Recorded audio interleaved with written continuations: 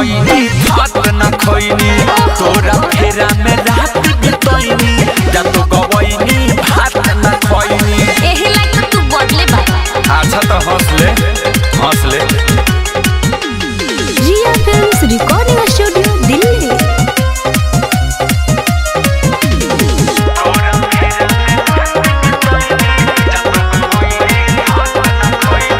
देखते रह गईनी हम तोड़ पेड़ा सज के गई हो गई सवेरा तोरा तो बुझाई थोड़ी पूछे लागल माई बात ना बतइनी। अच्छा। तोहर बात सारा पेट में पचइनी। तू बचा ले मिलेला तोहसे सोना यारा तेरा सते रह गईनी।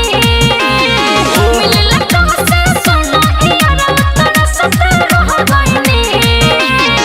तोरा फेरा में रात बितइनी जत गईनी भात न खइनी तोरा फेरा में रात बितइनी जत गईनी भात न खइनी प्यार में सब कुछ सहल जला हो। हां तो बर्दाश्त होई भर होई म्यूजिक बाय विकेश भोजपुरिया। देखी के मैं को तोहर कटत रही घीरी हरत रह गईनी ओइलू ना भीरी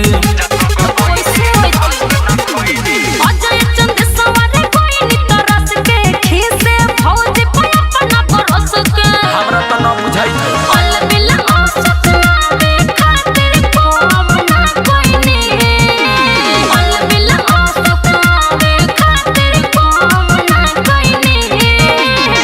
तोरा फेरा में रात बितइनी जत गईनी भात न खइनी तोरा फेरा में रात बितइनी जत गईनी भात न खइनी चलो कोनो बात ना कबो कबो ऐसन हो जाला।